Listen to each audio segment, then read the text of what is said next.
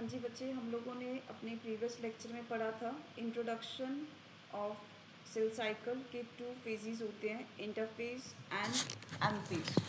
तो हम आगे कंटिन्यू करते हैं कि what are the changes that occur during interphase. Next जो हमारा टॉपिक है that is changes during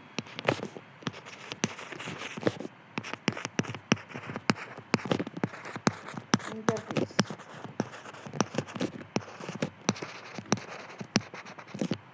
interface में क्या क्या चेंजेस हो रहे हैं इसके बारे में डिटेल पढ़ेंगे। तो सबसे पहले हम जीवन स्टेज के बारे में पढ़ेंगे।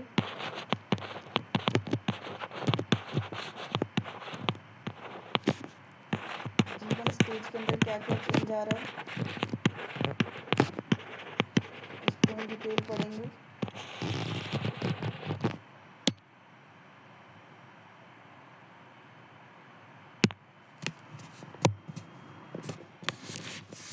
जीवन स्टेज में फर्स्ट ऑफ ऑल जो पॉइंट्स आपको सीखने हैं, जीवन स्टेज को क्या क्या नाम दिए जाते हैं। जीवन स्टेज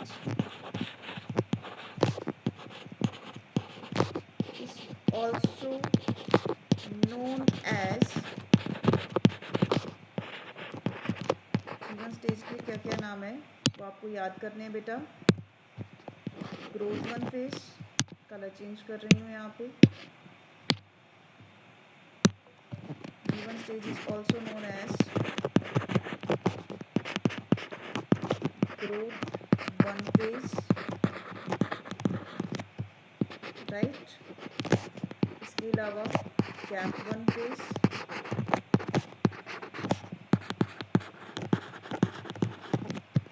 इसके अलावा प्री सिंथेटिक फेज क्योंकि ये एस फेज से पहले आता है, और एम फेज पूरा होने के बाद आता है तो इसलिए इसको कहते हैं पोस्ट माइटोटिक फेज।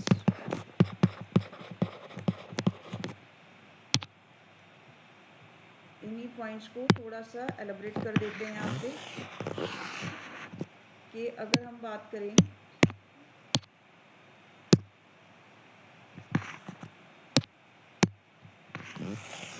यहाँ पे, ये हमारे पास सेल साइकिल था। इंटरफेस में आपको बताया गया था G1 S और ये क्या था G2, और ये क्या है हमारे पास कंप्लीट एम फेज।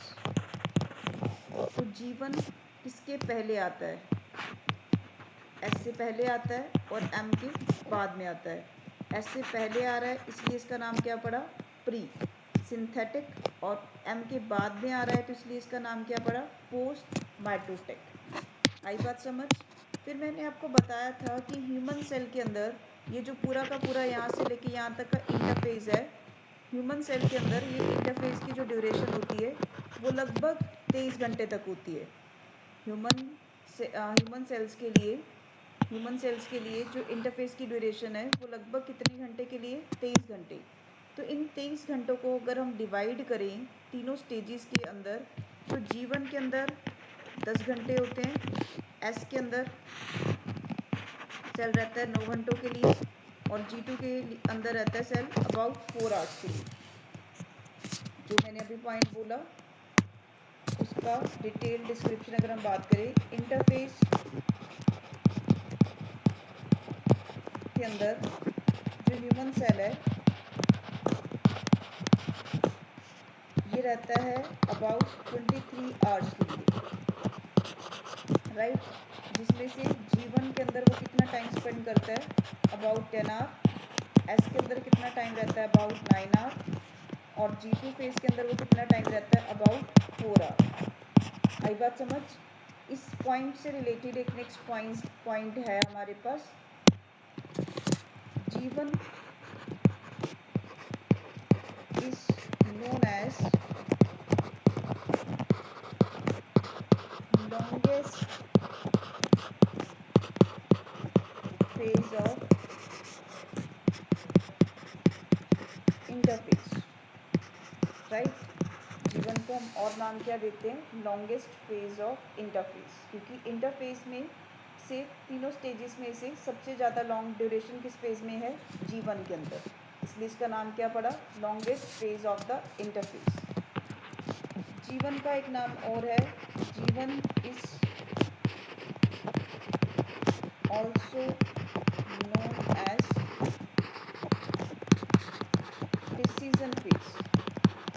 जीवन को और नाम क्या देते हैं, decision phase.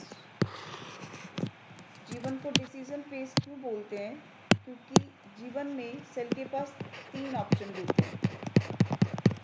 Cell has 3 options in the G one stage. पहला ऑप्शन क्या है, it may continue the cell cycle, it may continue the cell cycle, cell cycle continue करे। सेल साइकिल को कंटिन्यू करना है तो इट हैज़ टू एंटर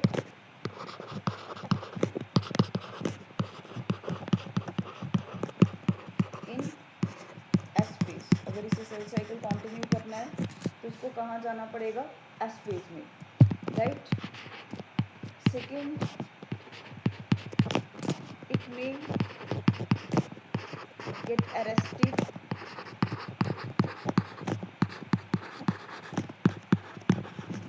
इन जीवन फेज। ये जीवन फेज में ही अपने आप को अरेस्ट कर सकता है, और जब बॉडी को ज़रूरत है सेल्स की डिवीज़न की, तो उस टाइम पे सेल्स डिवाइड करना स्टार्ट कर देंगे। It may gate arrested in जीवन stage and whenever required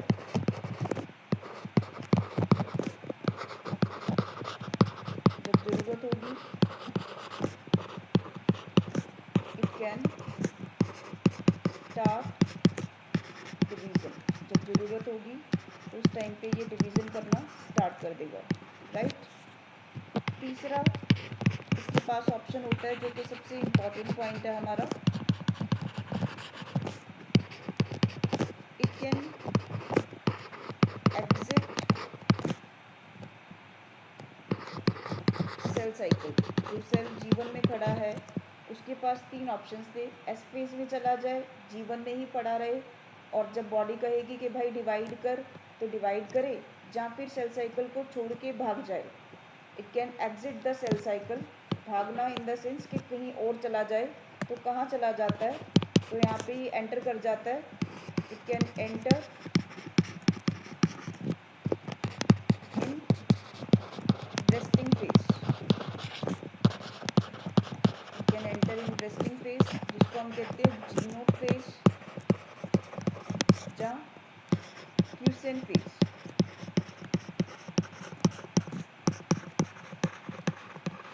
right. इसके बारे में आप लोग पढ़ेंगे अगले लेक्चर्स में, अगले वीडियोस में मैं आपको पढ़ाऊँगी इसके बारे में। That is the very important stage जो पेपर में बहुत सारे क्वेश्चंस आते हैं इसके ऊपर। अभी तक आपको नाम याद करवाए हैं, 6 नाम याद करवाए हैं, growth 1, gap 1, pre synthetic, post mitotic, decision phase and longest of the interphase. आई बात समझ। अब हम पढ़ेंगे कि चेंजेस क्या क्या हो रहे हैं जीवन के अंदर, क्या क्या सेल ने चेंजेस करे हैं अपने अंदर। सबसे पहला पॉइंट है कि इस टाइम पे क्या क्या चेंजेस हो रहे हैं, दैट इज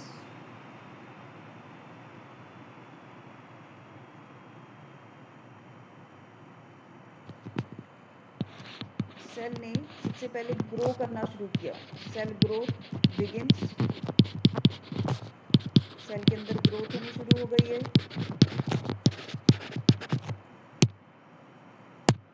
जब सेल ग्रो करता है तो क्या क्या चेंजेस होते हैं उसमें, सेल का साइज बढ़ा, सेल साइज इंक्रीजिस,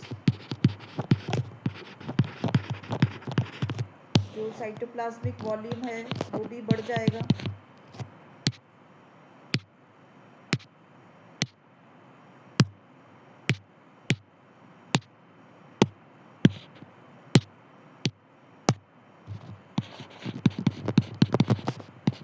साइटोप्लाज्मिक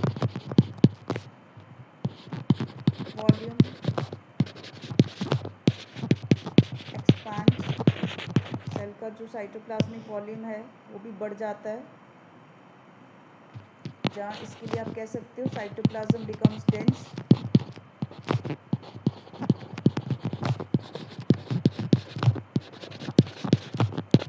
जहाँ विस्कस गाढ़ा हो जाता है वो,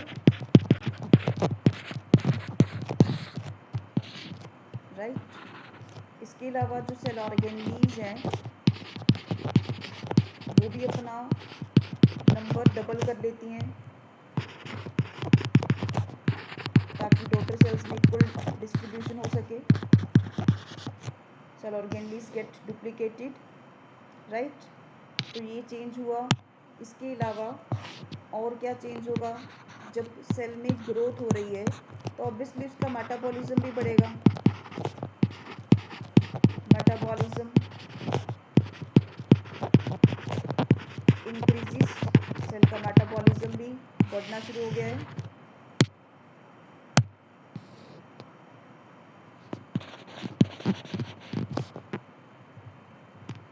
cell increases its metabolic activities.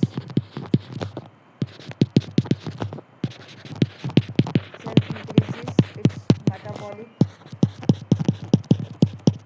activities like synthesis of RNA,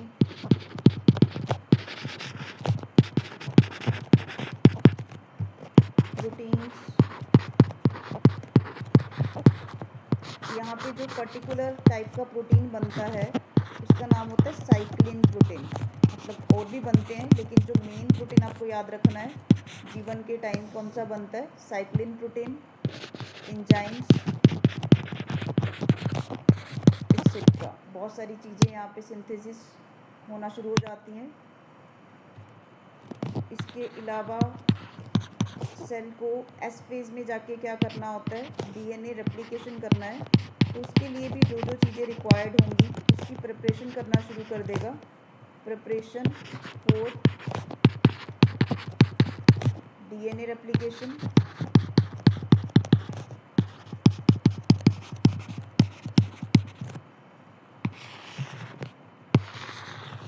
preparation for DNA replication will start,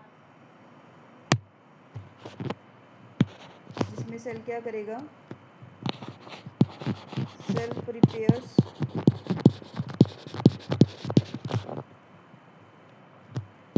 necessary materials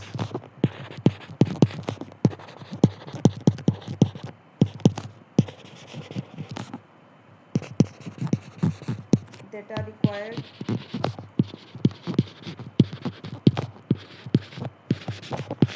for DNA synthesis। अब ये नेसेसरी मटेरियल्स क्या होते हैं, what are the necessary materials that are required,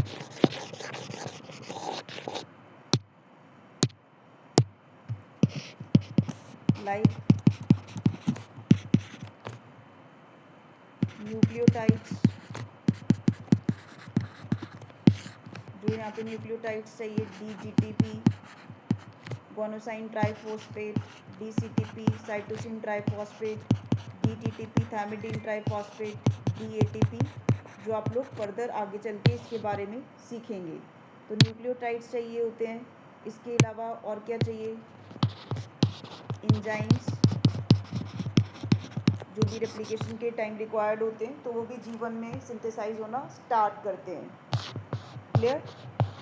तो cell ने अपने आप को डीएनए रेप्लिकेशन के लिए प्रिपेयर किया। इसके अलावा जीवन में और क्या होता है, चेक पॉइंट रेगुलेशन।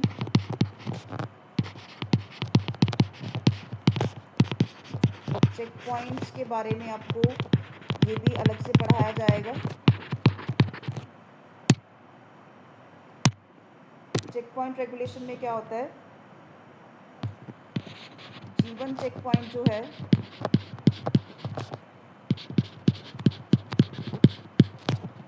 ये इंश्योर करता है,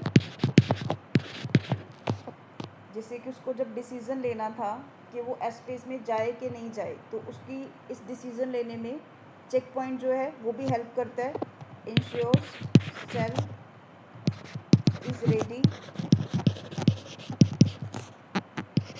फॉर नेक्स्ट फेज, सेल आगे एस फेज के लिए रेडी है। नेक्स्ट फेज कौन सा होता है? That is S phase, right. It also checks proper cell size,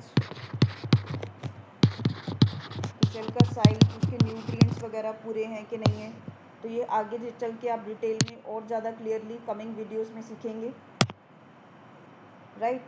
तो there are the 4 major changes that occur during the G1 stage, जो अभी अभी हमने यहाँ पे पढ़े हैं सारे पॉइंट्स। तो इस पॉइंट्स में आई डोंट थिंक कि आपको कोई अभी डाउट होगा फर्दर। अगर फिर भी कुछ आपको डाउट लगते हैं तो आप अपने डाउट्स को पोस्ट कर सकते हैं, कमेंट सेक्शन में भी डाल सकते हैं। और इसके अलावा आपको आपके इस प्रॉब्लम का एक सॉल्यूशन है। आप अपने डाउट्स को मुझे पोस्ट कर सकते हो, DM कर सकते हो एट माई इंस्टाग्राम पेज। ये मेरा इंस्टाग्राम का पेज है और उस पेज की जो ID है वो मैं आपको बता रही हूँ, that is biology 4_ me by _Dr. Jyoti. Thank you guys. Thanks for watching.